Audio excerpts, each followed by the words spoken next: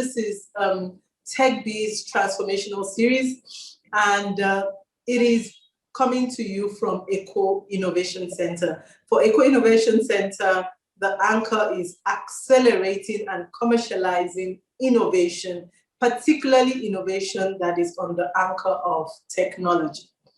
Now, Tech Biz as a pillar is set up for your growth as an entrepreneur and the growth of your business. So, I mean, we've run this for many, many weeks. It's almost a year now that we've been running this every Thursday. And the concept is to bring to you the various dimensions that support your business, whether it's the establishment of it, the building of it, any form of adaptation or pivoting that needs to happen, and take your business to that point that it thrives and becomes an enterprise.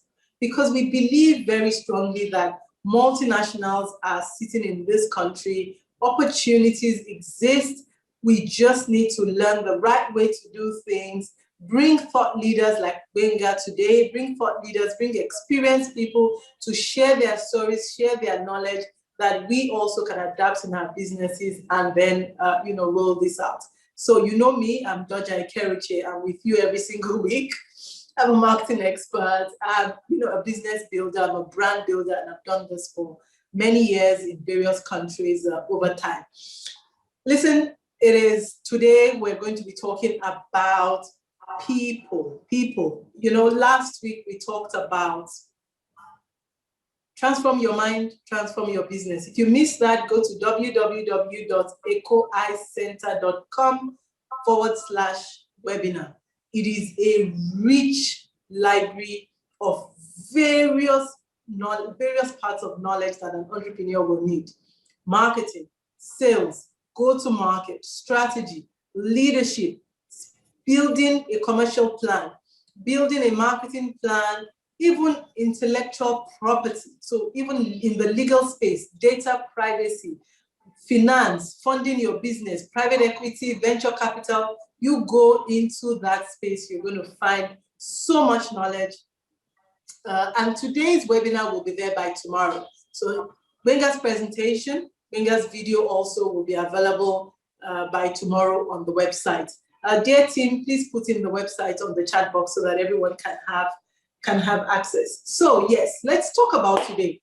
Last week, the mantra was believe, plan, act. So first you must believe.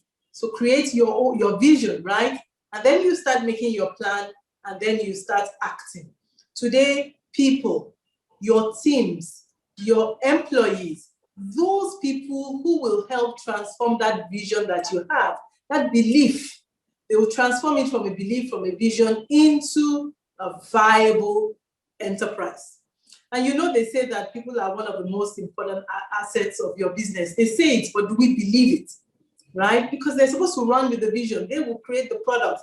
They will bring in the sales. They will bring in the revenue. They will post the books, post the profits all the way. They go through the step by step. But, that kind of performance that we're talking about, are you currently experiencing it in your business? Or are you one of those people who say, if I'm not there, they won't do anything? They are waiting until I tell them what to do. That's all they do. They wait for me to tell them what to do. They don't want to use their initiative. They're just waiting for the end of the month for me to pay their salary. I'm the one doing all the work. Is that you? So Benga today, Benga Toto, he is our speaker for today, and he is going to disabuse our minds, but also take us through that path of building high performance teams for our business. Benga, you are welcome. Thank you, Doja. It's a pleasure to be here. All right. I'm always excited about any opportunity given to me to share learning.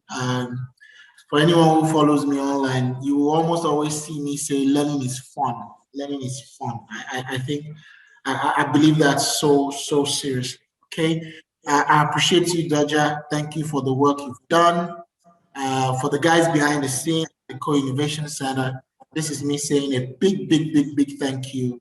I was just telling someone, I was in a meeting just before now, and I said, oh, by the way, for anything and everything you see Lagos trying to do in terms of innovation, building a smart city, all that conceptualization and implementation, there's an office you need to visit in Ikoyi.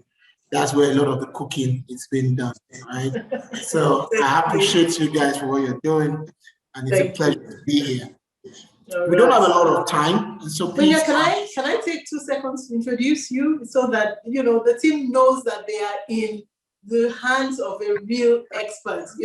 Benga has been helping forward-looking organizations align their long-term corporate objectives and aligning that with organizational capacity development initiatives.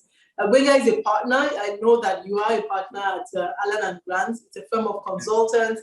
You're creating innovative HR and enterprise solutions. I mean, in that company alone, I see that you've been there for quite a while and supporting various companies on that journey of, improving their human resource processes, their people, and getting indeed the best out of the people, and running a lean, mean, high-performing, and positively minded, employees. Incidentally, if you don't mind my sharing, Benga is also the group head human resources of Consolidated Hallmark Insurance PLC. He's also an assessor at CIPM, Chartered Institute of Personnel Management, and he's been a director at the Institute as well. So without a doubt, an experienced expert in the various dimensions of people motivation, people building, team building, and actually generating results from people. So that's being very short. I know, if I said to read your entire profile, we will have spent the whole hour doing that. So I like short profiles. I love it. Thank you, Benga. Please, the floor is yours. Thank you so much, Doja. Thank you. I should be going on with you more. You can just get straight into it and give short introductions. That would be great. Okay. So, guys, why? Like Doja just said, I'm sure this is not the first time you've heard that sentence being made, that people are the most critical assets to a business. See, I'm before you today, not just as someone who knows by exposure to theory and things like that. I have consulted for small, medium-scale businesses, large enterprises. I've consulted for institutions of government. I've done projects in Nigeria, in Africa, and Europe. I've been part of great organizations. I've been part of small organizations. I have built teams that have functioned effectively. I have built some that crumbled in a matter of days. I have resumed in roles where I didn't have the opportunity to build my team. I had to work with what I have on ground. I've been through all those facets, and particularly in the last 3 years, I started paying a lot more attention to a number of things from a personal study standpoint. One was leadership. Two, I started studying how to focus. It's such a hard thing. Focusing as a skill is such a hard thing. In fact, I tell people that we should not be studying time management anymore. We should be studying attention management and task management, because our greatest challenge in the world today to effectiveness is dealing with distraction. And the last thing I've been studying a lot in the last 2-3 years, just buying books and doing research, is team design and team management. It's such a critical thing. And this is one of the first things I will mention to us. As part of large organizations driving effectiveness, guess one of the many things they started doing. So I would cite organizations from abroad and I'll cite local ones. So an organization like Google, Facebook, and your Apples and likes, they are big and doing amazing things, right? But guess what they've started doing in recent years? They are a firm of multiple teams. Sorry about that. If you look at big organizations like Google and Facebook and the likes, and large organizations, even like Dangote and the likes in our environment, the more we look into them, what we see is not just the big size on the outside, but as you look at the structure and the functions within those large organizations, they are actually an organization of small teams. So it's how a sales team, the finance team, the HR team, the research and development team, how they function within the team and how they function in relation to other teams. So that's why as we go through this session today very quickly, I just want to really help us understand the power of teams and how that from a social engineering standpoint, the people you bring into your team is critical. Take it from me, I've done HR for about 17 years. You are better off not having people than hiring wrongly. Because a wrong hire into an existing functional team can crumble your business. And a right hire can just kill your business. So as an entrepreneur, you are functionally very good.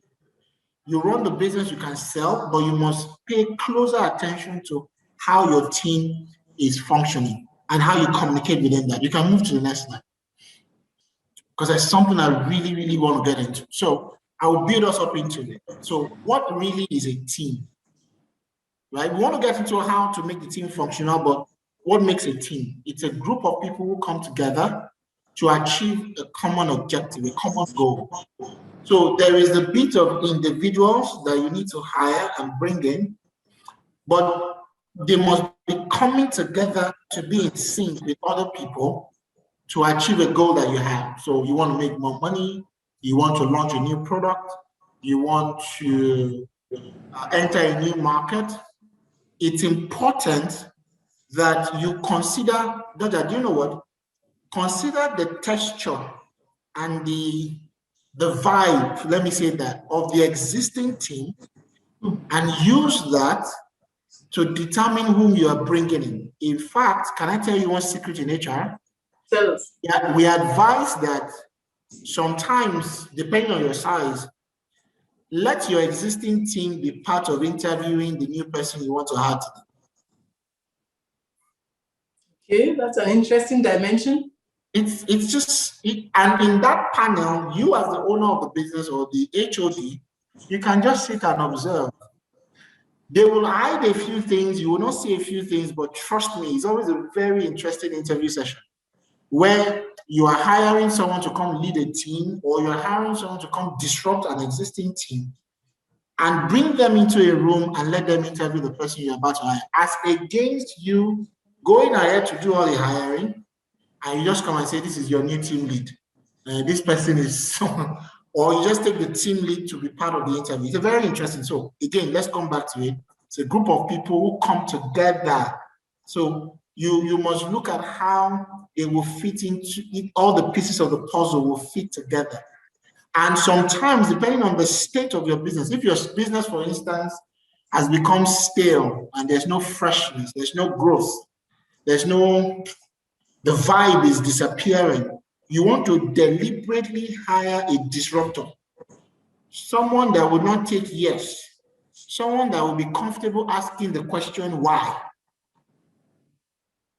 You want to hire that sort of person to join a team like that. So let's look at another definition. But a group of people who perform interdependent tasks is important to work towards accomplishing a common mission or a specific objective. Something else I would like to put on the table that is critical. As entrepreneurs and team leads, in fact, let's even go, let me leave all that. Let me dodge and forgive me. I'm going to use you as an example today. Go for it. So if you back up your career before now, whilst you're in marketing and brand marketing counts, if I pick 10 of your friends, tell me what profession 8 of them will be in. It's marketing. Marketing or sales. Thank you. You know why that? Not that in itself, it's a good thing. But in terms of growing a business and growing a team, it can become counterproductive at some point. So I'll make 2 sentences to buttress what I'm trying to say. So I personally believe that nothing expands the mind like contact with people. But on the flip side, nothing expands the mind or grows the mind or grows a business like contact with differently minded people. However, naturally, we tend towards people of like minds, like beliefs. But that thing can be very counterproductive in teams. So occasionally, you want to be careful to not have a team of yes men and women. So you want to deliberately hire or include diversity and difference, diversity of thoughts, diversity of exposure, gender, and things like that, just to make sure that.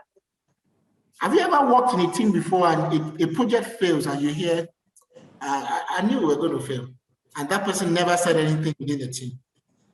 And you're like, but I knew you. No, but you never said it. So it's important that, in fact, in my research, it's been advised that you should be careful not to have a team that has an even number. Be careful not to have 2, 4, 6 people in a team.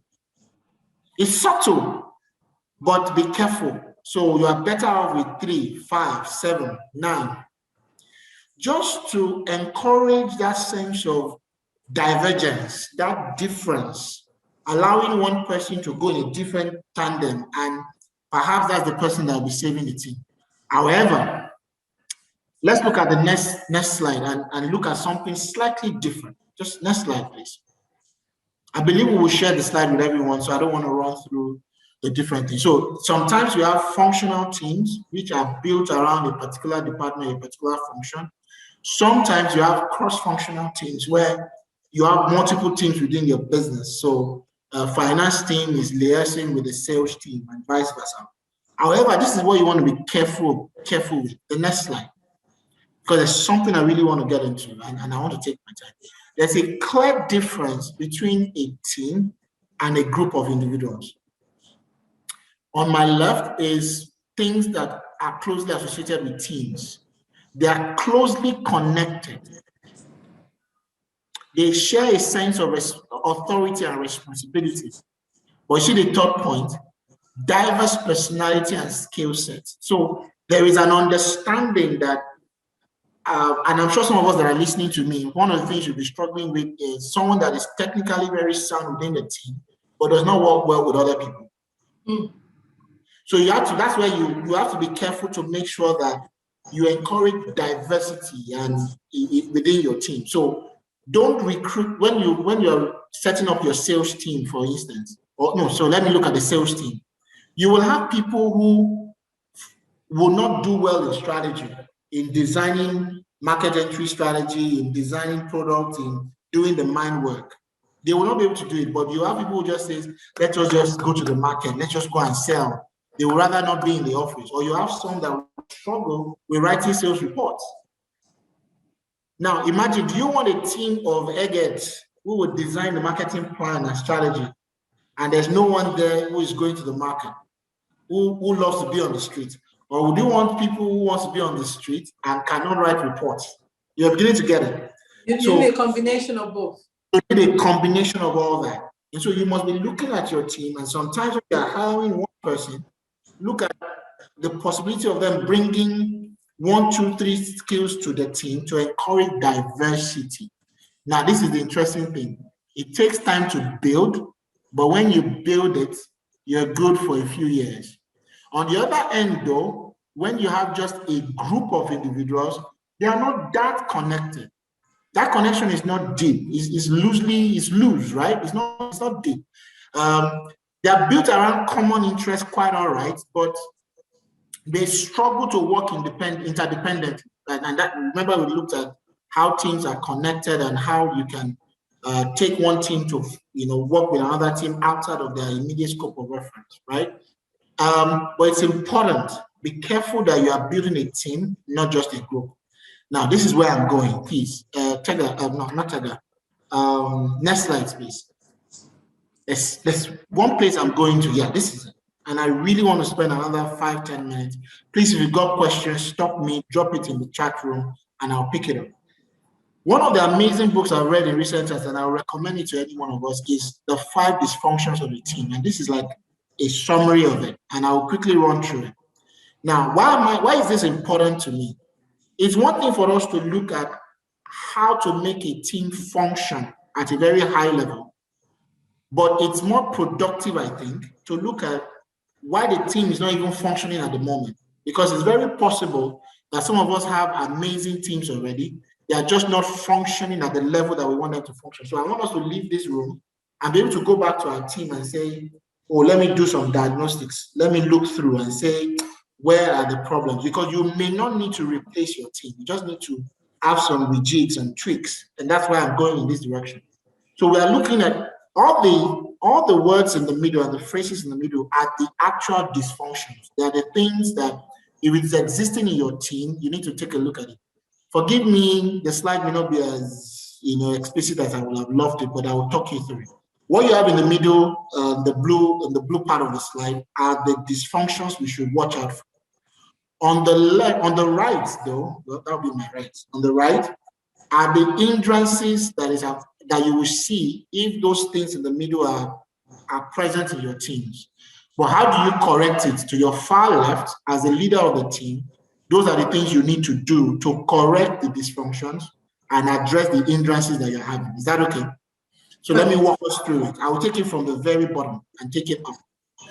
So first off, guys, if you're an HOD here, you run a business, no matter the size, when there is absence of trust in your team, it's fundamental. Your team will not be functioning optimally. You need to watch out for it. Does your team trust you as the leader of the business, as the leader of the team? Do they trust you? Have you earned the trust of your team? When you come and you say, I have this interesting analogy that I used to teach leadership. So, Dodger, imagine yourself standing in the front of 7 people that work with you at a co-innovation center. What it is that you will be in the front, right? They will be at your back. Now, if I say, what does that image mean to you? You would say, well, I am in their front. I am leading the team. I'm leading the pack. But on the flip side, do you know what it means? That team, you are also capping the capacity of the entire team. They can't go beyond you. You have to move for them to move. And this is why, please, to team leads, HODs, business owners, sometimes when we see backbiting and gossip in our teams, we are the ones encouraging it.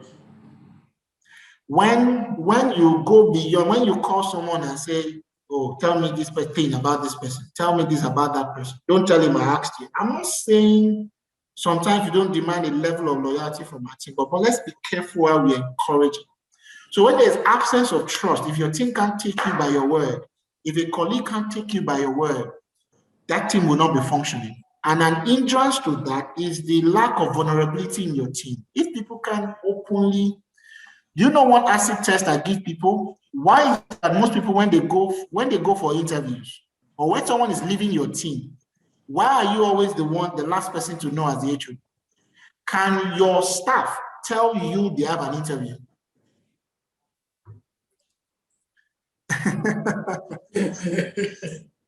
That's okay. Right? I'm yet to see that happen. But is it a bad thing? Yes, I'm yet to see that. Is it a bad thing? Would it not be great? Don't leave me hanging. If I've been a great boss, if I'm approachable, if you trust me that I'm concerned about your career, you should be able to tell me, or I should be the one even letting you know when your career needs a move. So you shouldn't have a problem. You don't have to lie to me to go for an interview.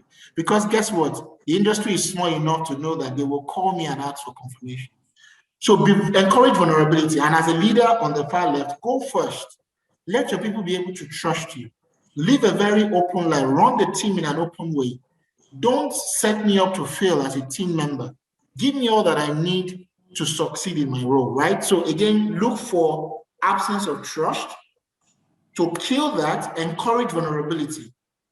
When people are not vulnerable, when people don't trust each other, it affects the functionality of your team, right? And to do that, the word on the left, guys, is that you should go first as a leader.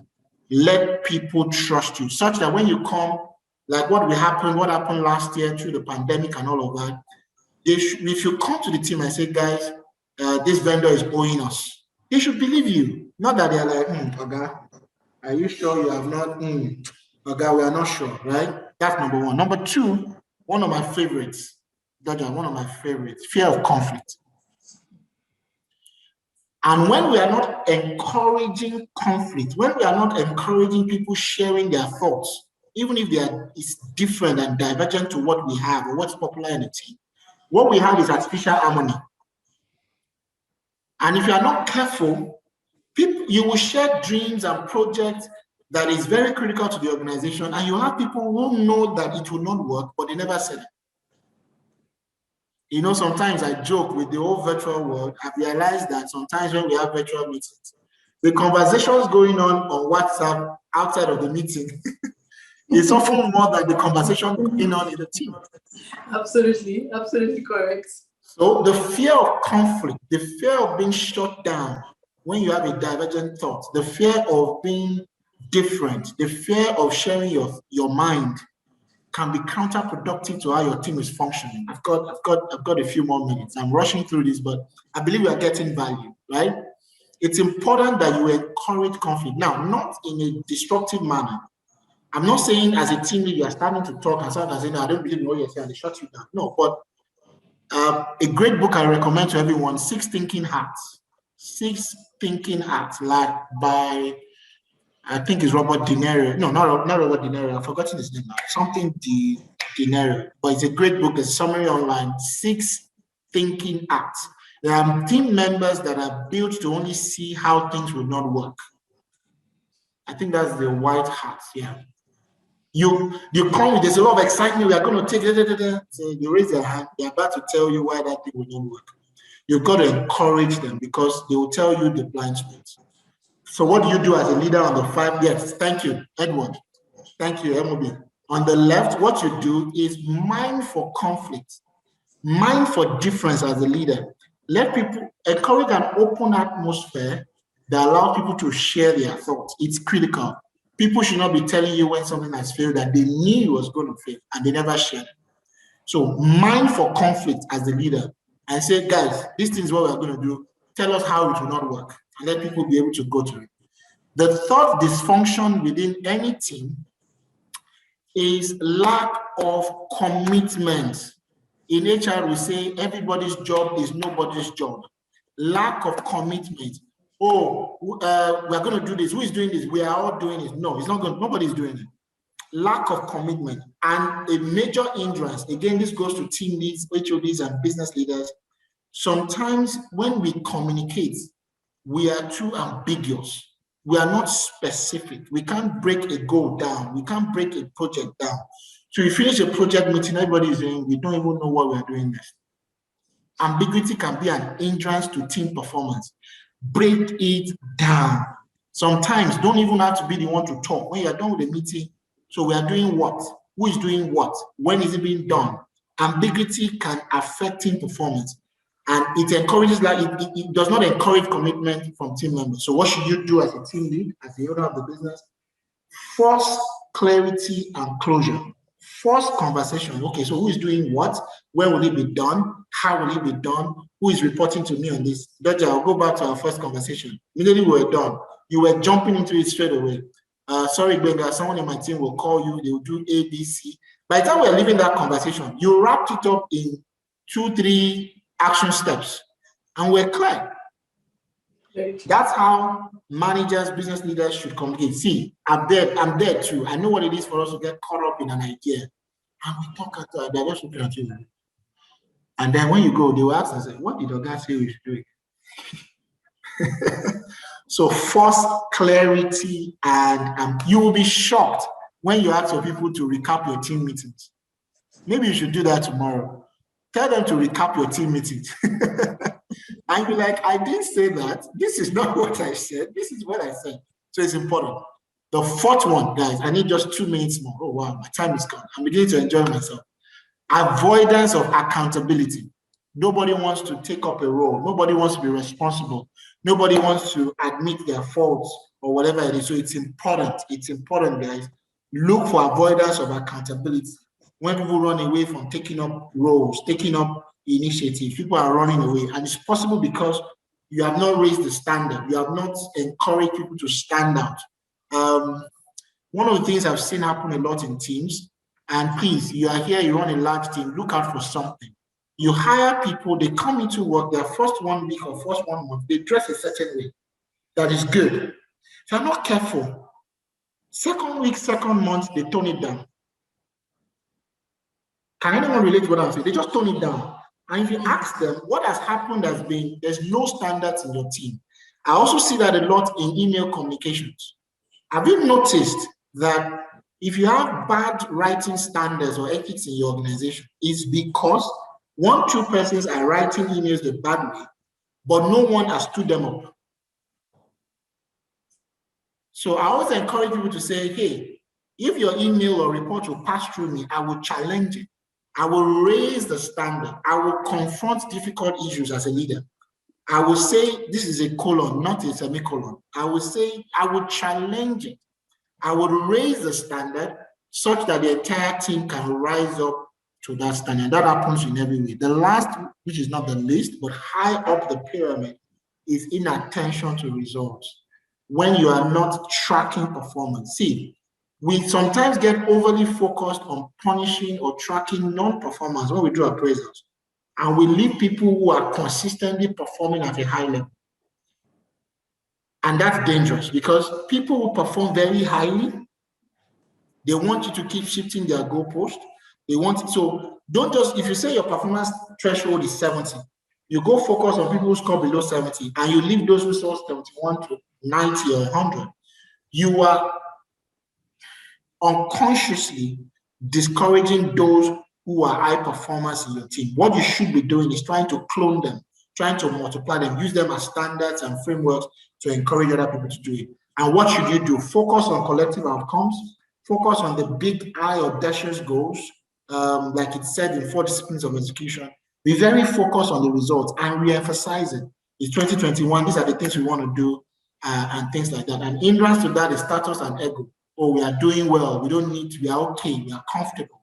That's counterproductive. So again, in summary, this is what I'm encouraging, guys. The words in the middle are the dysfunctions. If they are currently available in your team is functioning below par. And the major hindrances are all the things you see on the left. But what should you be doing as a leader to drive that performance level up are all the things on the right. Go first to encourage trust. Yeah, I see you want to ask a question. Definitely. So you hit it. Go forth to encourage trust. So thank you for this. I think this is such a simple roadmap to say, you know, if you're finding yourself in the middle, on that other side is the kind of diagnosis you will be seeing, and then on the other side is the things that you need to do. Absence of trust. You talked about vulnerability. Now, as a business owner, right, as a business leader, a few things you are thinking about. You want to, balance out and maintain some form of unpredictability. You still want to maintain that kind of, for want of a better word, I would say myth around you as the leader, as the business owner, that, the people cannot easily say, oh, this is what you're going to do and this is how you're going to respond to whatever it is. So where do you strike that balance between being vulnerable, being open in order to engender trust, and that other side of the spectrum where you would erode, maybe even respect, and then get to that point that you are a highly predictable leader? How do you create the balance? I love this analogy. Innovation is great, but innovation, creativity does not mean rascality. So we can be innovative within structure. So keep shifting the goalpost to encourage innovation, to encourage newness in your team. Keep shifting the goalpost. Keep asking for more. However, within your team, even from a succession standpoint or from a team management standpoint, or if you look at past experiences, you will have 1, 2 people whom you can trust with some level of information, much more than the rest of the team. Do that whilst you keep others guessing and aspiring to be more. But you cannot, for the sake of innovation, throw away the box of structure and predictability. Because at a certain level in your growth trajectory, you need to be stable and predictable when you start having processes and things like that. So that, for instance, on pricing, Should your team be calling you all the time before they give a prize to a client? No. But should you also teach your team enough to recognize when there's a unique opportunity and they need to tweak the existing standard? Yes. So it's a fine balance, but it comes with time and experience. You will see someone in your team, as you communicate again and again and again, they will somewhat get your spirit or the reason why you do the things you do. That way, they will still respect the values of the organization, but they know when to push the envelope a little bit. Thank you, When you're very clear. Don't just communicate the what, communicate the why that enables your team members to think even when you are not there. So you don't become, their answering machine where they have to ask you consistently. Thank you for everything. I have so many questions. Please, that we're joining, we're registering. Now, you see, let's come to the reality of the Niger entrepreneur who today feels that, listen, people are just not committed. They don't want to do anything. They just want to earn. They just want to earn a salary. Every time they're waiting for me to tell them what to do, they can't move an inch unless I tell them what to do. Yeah. And then I give them some level of freedom. So, like even this situation of virtual working, one of the biggest complaints that I've heard from entrepreneurs is the discipline, lack of discipline. So how in your own experience and using framework, experience, storytelling, whatever it is, how does an average entrepreneur get over that situation of this seeming lack of commitment, lack of discipline, that exists with your last I heard it so much. I totally understand it, and I was quickly thinking through the best way to answer. So I want to quote something, but so that we remember. Where there is a performance issue, they are tracing to two main things: lack of capacity or lack of willingness. Or lack of willingness. Willingness. So capacity or willingness. Performance issues are traceable to capacity or willingness. Now, if there is absence of capacity, it's easy. Train for it. Train, coach, mentor. But if there is no willingness to do the job, make a decision for exit. So see what I have realized. For most entrepreneurs that are complaining about lack of discipline and commitment in their teams, if I engage, you can almost tell in recent past, they've seen cases, clear cases of lack of discipline, lack of commitment, but they did nothing. So when you see non-performance in your team and you don't challenge it, you don't remove the person if and when they require to be moved, because there's a third one that is dangerous. See, if I'm willing but not capable, train me. If I'm capable but not willing, it can be a bad time, I'm in a bad place, coach me, mentor me, love me out of it. But if I am not capable and I am not willing, I am bad for the team, take the hard decision, exit me. Because when you don't, you are, culture is not just the way we do things, it's what leadership allows. So when we allow non-performance, when we allow bad behavior, we are unconsciously saying to those who are behaving right, there's no point. And telling those who are behaving badly, continue to do it. So over time, it becomes a difficult thing to deal with. So I tell people, when you see such issues, make the hard calls, exit the person, having supported through training or coaching or mentorship. But make the right decision when you need to. Because what that does is encourages everyone to sit down. Because all of a sudden they know it won't be tolerated. Simple example, say resumption time is 8 o'clock. Someone starts coming at 8:30. You don't deal with it, you don't question it, you don't challenge it, it will get to 9, to get to 9:30. Everyone who started coming at 8 o'clock before, trust me, you won't know when your policy will be changed to resumption time is 9 o'clock.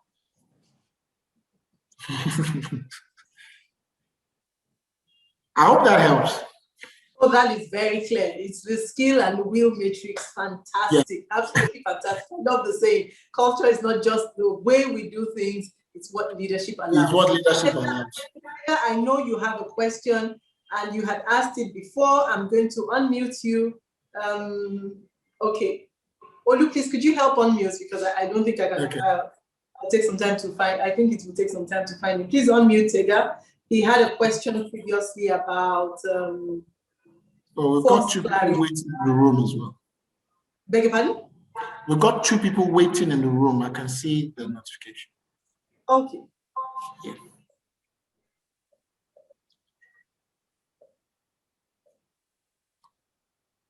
Tega, are you unmuted yet? Yeah, I am. Excellent. Please ask your question. Thank you so much, Mobolaji. If you allow me, let me use the word. Thank you, Mobolaji, for mobilizing me to do the right thing. If I have to use that word. I'm not just inspired, but I am pushed to do the right thing. Thank you so much. Hold on, Tega. His name is Benga. His name is Benga, not Mobolaji. Okay. I saw that Mobi. All right, Benga. Okay. Okay, it's okay. I appreciate it. See, it's tough, Tega. I understand, and particularly when you start a small business, we usually hire our friends, family members, people we're emotionally connected to. Trust me, the moment your business starts hitting the 3rd year, the 5th year, or a certain level of revenue, you must be deliberate about now taking away the emotions and hiring for competence. In fact, be quicker to make tough calls, tough decisions. It's important so that you set the tone well, or else, guys, your business will cash flow will be haunted, business will crumble, and you'll move to the next business. Not easy, but it's something we must do. And the moment we start doing it and we are consistent, everybody will shape up. Okay. Thank you so much. You are so right. Okay, right now I'm doing that at that level, but I'm just looking at where I am right now, talking about the public service. And actually made my comment that is the reason I find myself on this platform, because I need to open my mind and gain more experience. All right, some of the points you actually highlighted on these 5 dysfunctions of a team is actually playing out where I am right now. Oh, wow. As I speak, I'm still in the office, not because I needed to do this, but because I had some extra work to do. And imagine you are in a place, people are telling you, government work, they don't put it on the head, they put it on the shoulder.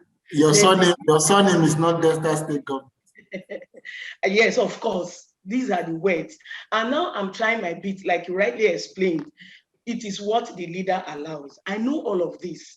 And I'm not in the position when it comes to recruitment, of staff and all of that. You just find yourself that you are in the department and you see them coming in for various reasons. Okay. And at the end of the day, their mindset is, I'm coming to make money. You can't stop me. Yeah. So, and what I did, like you said, what the leader allowed, I wish I can just video my office for you right now. I got a projector. Is in my office right now. So when you move into my first room, you see that projector, it gives you a sign. You are here to be trained as long as you are ready. Nice. So when you see the gap, I try to fill in. So it's a huge sacrifice. Okay, I have taken all of what you have said. If I continue like this, a long story. But if I have to take this point you make, lack of commitment, there's that false clarity and closure, because that's the main thing in the service. People come here to, I want to make money, I want to build house. And this you're telling me to do the push file here. Is it file I will eat? Is it writing memo I want to eat? So you see people coming half-baked. They can't even they can't spell. You spell for them. What actually gets late in this office is a minute I'm trying to vet, for a meeting that will take place soon. I had to do it all over because you know what you should do to that person? The person who's prepared the draft and send it to you the next time. We call it pass the monkey.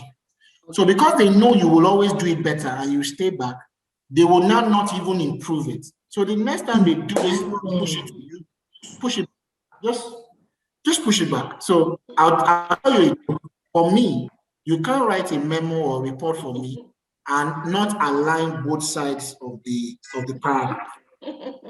So when you send me a 5-page report and on page 1, I see a paragraph not aligned, I'll just say return. I'll just return. Don't let them pass the monkey to you. You keep remain a point of reference for excellence. They know what you demand. Don't shift grounds because they want to wear you down for you to cower down and come to the level.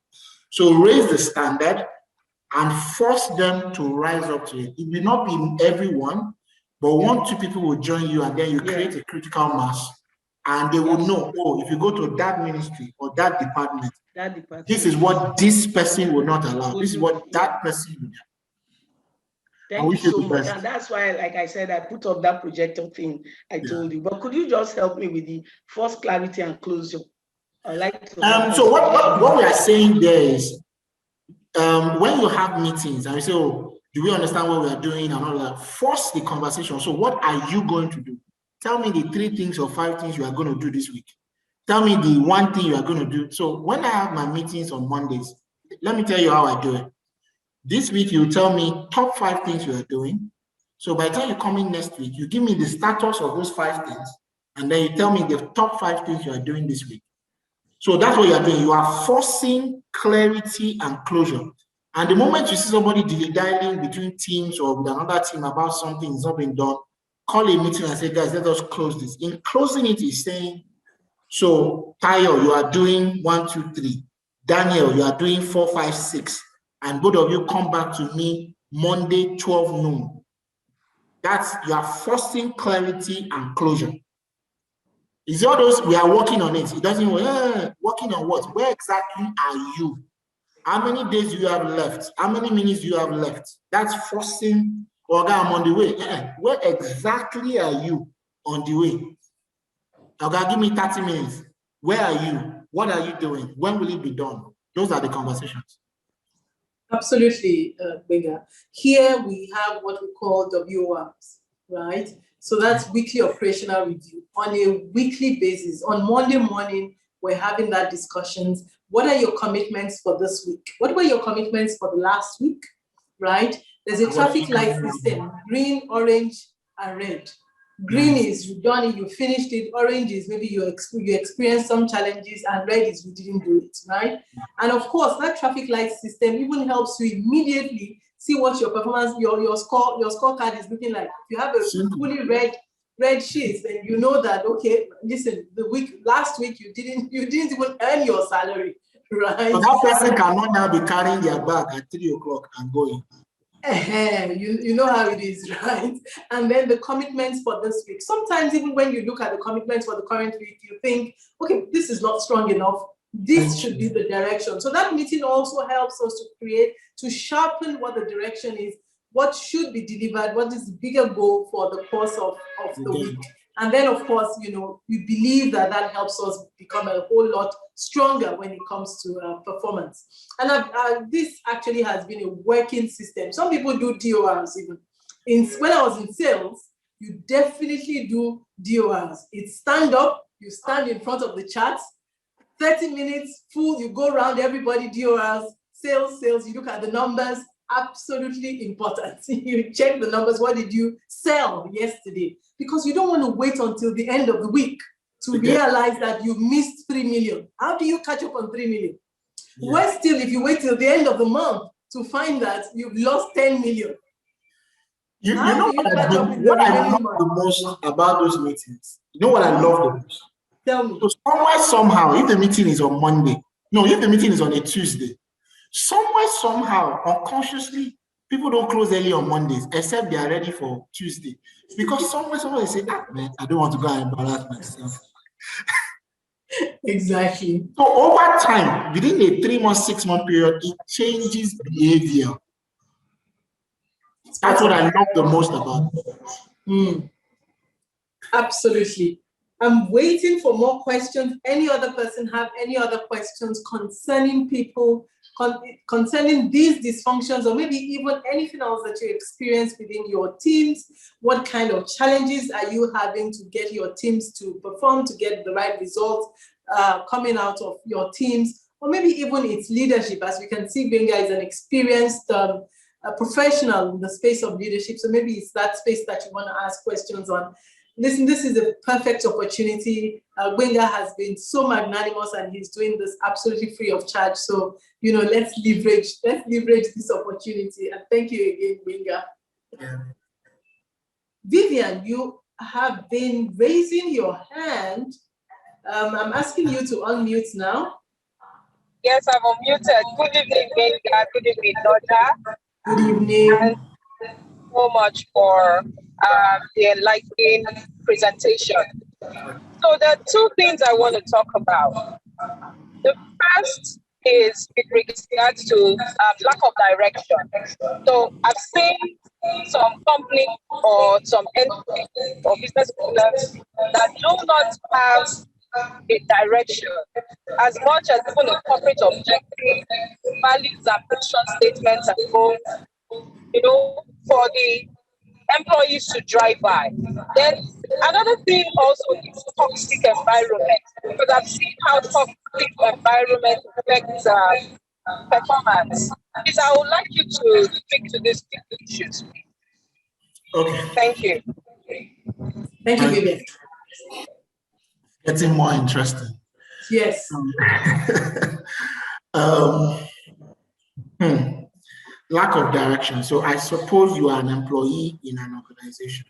Personal advice: listen to the rantings of the employer or the HOD or the most senior person there, and you go create a draft of what the direction should be, and come back to the table and say, I suggest this is a challenge for us, and you've not been able to put this together. Would you mind taking a look at this draft and use that and just ratify or add some things to it? I'll go finish it up and bring it back.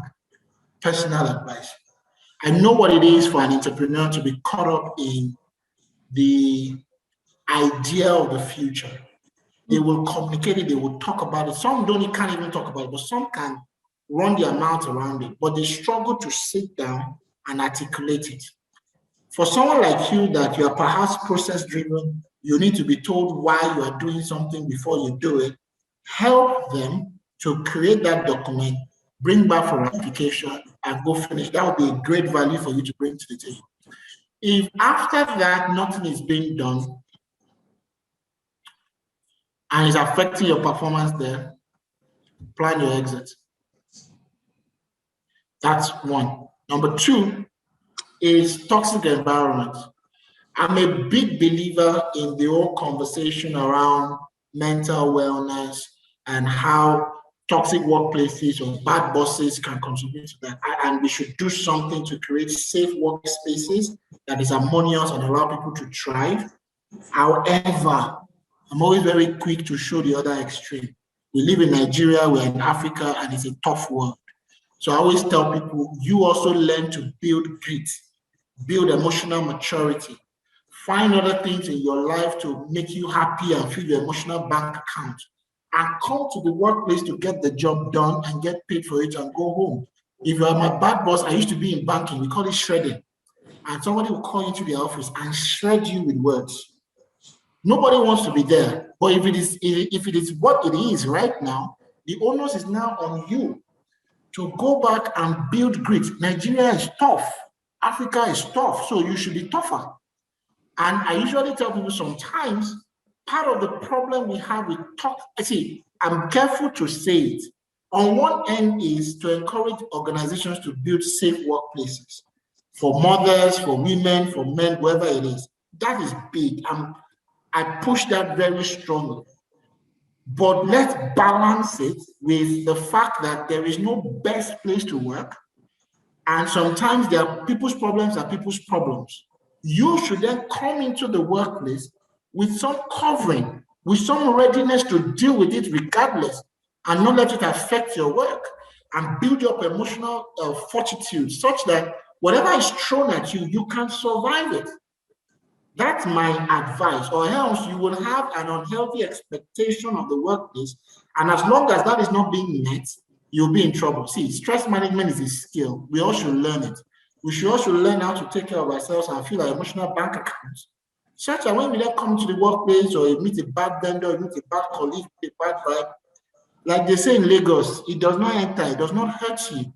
Because at the end of the day, Our organizations are workplaces, not love lounge. It's a workplace, not a love lounge. It's a workplace. Come in, get the job done, go. If your boss is loving and supportive, fine. But if they are not, it's not an excuse for non-performance.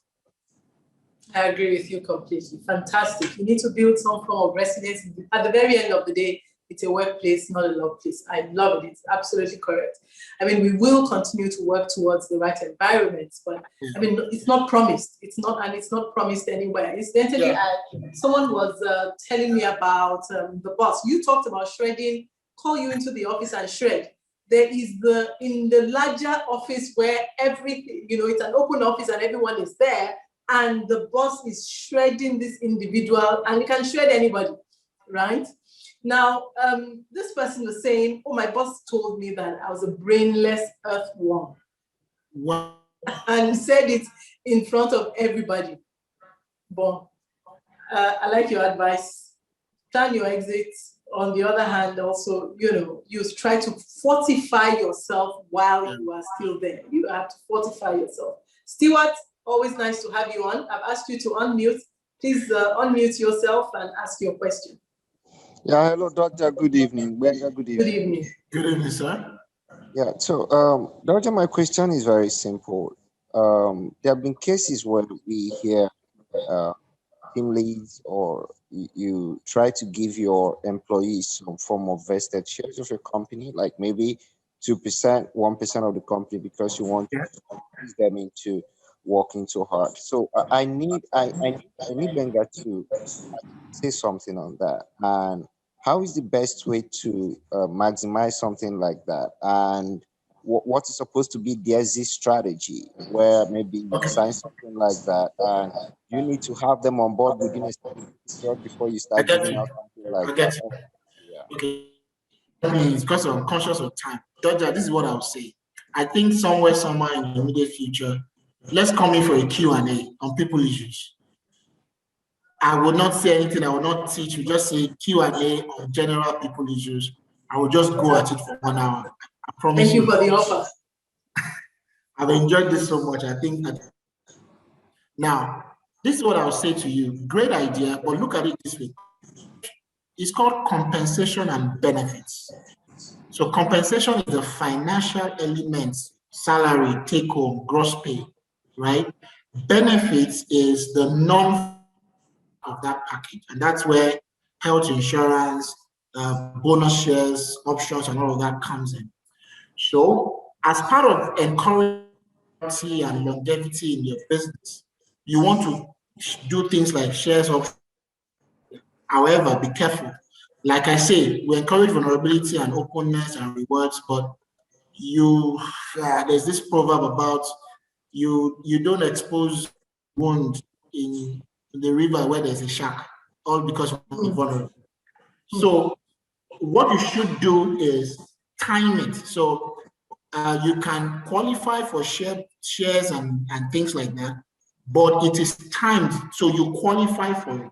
You must have worked 3 years, 5 years, performed consistently at this level, meeting 90% of your target consistently for 3-5 years, then you qualify for X percentage of shares in this company. However, you do the other side as well, where you then say, if you must exit, once you start, you can't encode exit for another number of years, but even if you exit within that period, you cannot cash it without this. My honest advice, it can be complex, I can't do it in 2 years. Talk to a lawyer that understands company valuation, because the base for you first is to even value your own company. So X percent, you don't think the percentage is the number of shares you are giving, but the base is that you know the value. So talk to a proper VC person or a finance person, they value your company, and subsequently and talk to a lawyer to help you structure how you give what and how they qualify for it. But you've got to find a tricky balance in time and even in pre-qualifying those who can get it. But the simple part of it is where I just explained. It's available, you qualify to get it in 5 years, 10 years, having done ABC. But once you start getting it, you can't exit the business until X number of years. But if you do, this is the penalty. And a proper finance, corporate finance person, a lawyer, or a venture capital person can do it. But please don't get it started until you have valued your own company. How much is the 5% you're giving? How much is the 2% you're giving? That's the basics first. I agree with you. Let me share with you my story. I worked in Nestle for 15 years, and in my year 12, I was offered shares, right? Global shares, not the local ones. And it was on a 3-year vesting, right? Which meant that I needed to continue to work and perform for the next 3 years in order for those shares actually to vest to me. And then after that, you also cannot cash it in until over a period. So I absolutely agree with you. I mean, of course, the company has been running this kind of process for many, many years. I think also that it's not so much about percentage, it's about number of shares, because at some point you will run out of percentages, right? So it's about number of shares, but it has to be performance. Yes, it has to be performance driven. It has to be seen as a reward, and it is a privilege, not a right? And also, be sure of the kind of exits that you are creating, so that you don't run the risk of carrying bad, unnecessary bad luggage, or how do you call it? So, Stewart, it's a lovely, fantastic idea to actually retain stars. However, you do it the right way.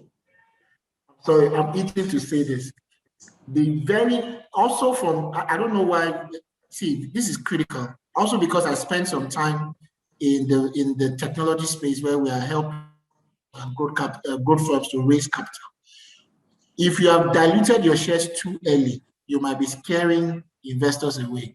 So don't let anyone pressure you into sharing it. Be careful of when and how you give it, and be very deliberate about the people you are giving it to. See, you can have partners in your business. They are not equity-based partners. They are just partners who earn from what they bring to the table.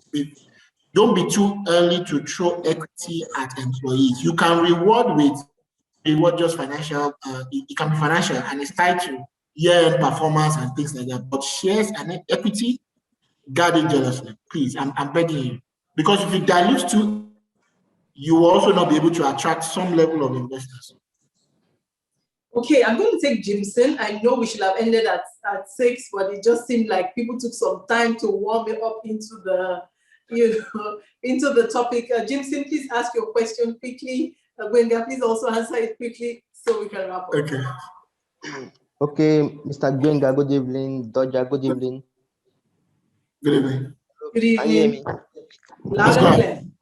Okay, at the growth stage of the business, where you have shareholders, and those shareholders are also the director, and some of them need a skill to take the business to the next level. But despite the trainings they have undergo and meetings that have been held over the time, there's no improvement, and the business needs to grow to the next level. What do you do to such? Buy them out. Take your shares back. Okay. But work with your lawyer to do that. Take your shares back. It's your company. Again, goes back to the last question. Be careful how you give it. Don't be too much in a hurry. And by the way, that you need people to be on your board does not mean they own equity. There's what is called advisory board, that you just pay per sitting, and you pay them for some connection or some access to the market that they bring in. They don't own equity, but they are board members, but they are advisory board members. But if you're already having issues with the existing members, you've trained, you've done a few other things, I doubt if it will be everyone, but if it's just giving your lawyers and buy them out.